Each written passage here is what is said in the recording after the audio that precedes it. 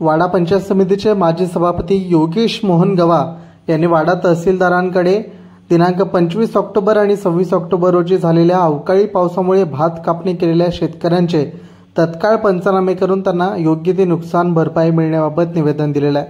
निवेदनामध्ये त्यांनी म्हटलेलं आहे की वरील विषयांन्वये विनंती करतो की वाडा तालुक्यामध्ये 25/10/2025 व 26/10/2025 रोजी अवकाळी पाऊस होऊन त्यामध्ये सर्व शेतकऱ्यांचे कापलेले भात किंवा कापणीला आलेले भात यांचे पूर्णतः नुकसान होऊन शेतकऱ्यांचे अतोनात हाल झालेले आहेत।